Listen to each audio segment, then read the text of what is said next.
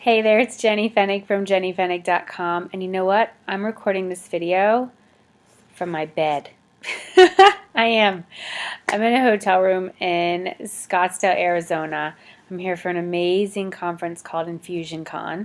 It's a user conference put on by my software company called Infusionsoft. It's the software that I use to run my six-figure business, and I'm having a great time.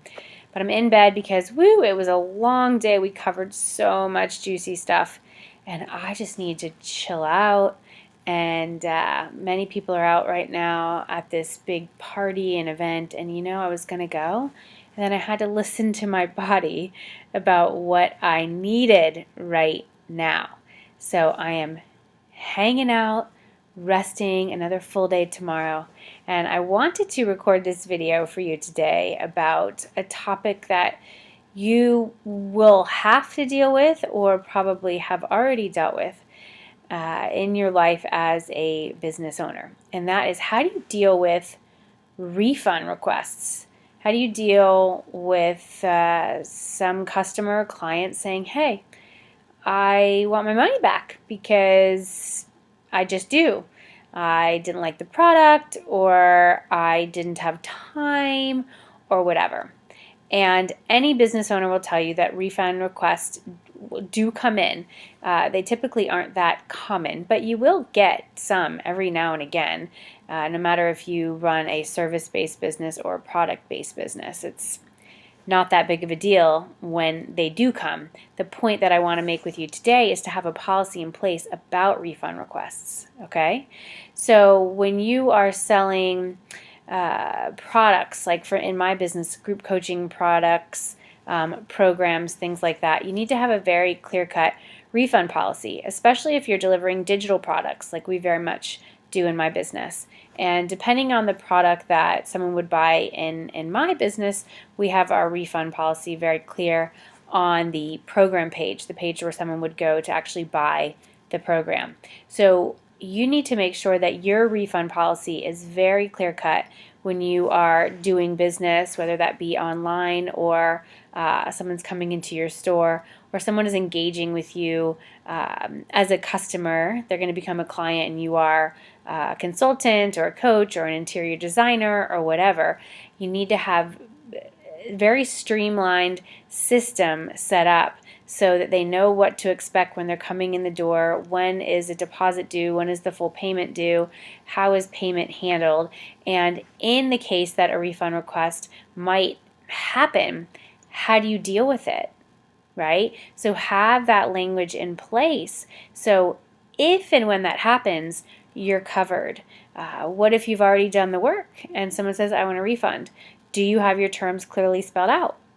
I'll give you an example, a program that we run called the Live Your Dream Challenge. Our refund policy is, I love that policy.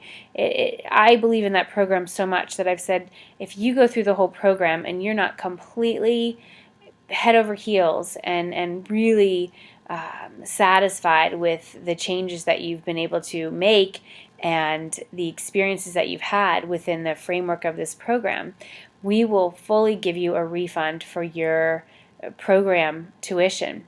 Here's the deal though. You have to turn in all of your assignments in that program, and you have to have turned in your accountability reports, because I know that if you've done the work, you will see the results. I have that policy in place so I don't enable quitters or flakes or people who get too busy to actually do the work, because that's typically why they hired me in the first place, is to help them break through some block, some thing that's been holding them back for way too long. So we have that policy in place. So look around at the policies that you have in place or don't have in place and get them in place, get them in writing, put them up on your client intake forms on your website, and what you discuss with your clients. Make it very clear so there's no gray area. It's black or white.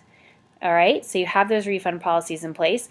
And then if by chance you end up working privately with a client and it's very clear early on in the engagement that you are just not a fit, it often will be your job to say, you know what, we're not a fit for each other. And you can feel fully in integrity to dissolve that relationship, refund the money that is stated in the contract. I even know some coaches will refund payment in full because they just say this is not a fit, and they'd rather free themselves and open up their business to welcome in clients that are a much better fit. So just some ideas for you to play around with. This will come up in your business. Don't take it personally.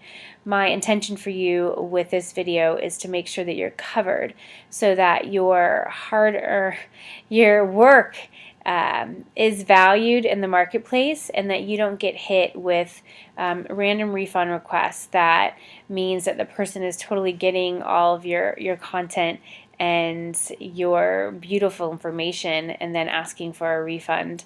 You just need to be covered. You need to be covered. Everything needs to be clear. And once you have that, there is no gray area. You can feel comfortable with your systems. You can even have someone on your team, which is what I recommend, handling any requests that might come in from a customer service perspective. Yeah? So thanks for listening. I appreciate the opportunity to share this guidance with you. This is Jenny Fenig of jennyfenig.com, loving helping you cash in on your calling in the world. Keep rocking. I'll connect with you next week. Bye now.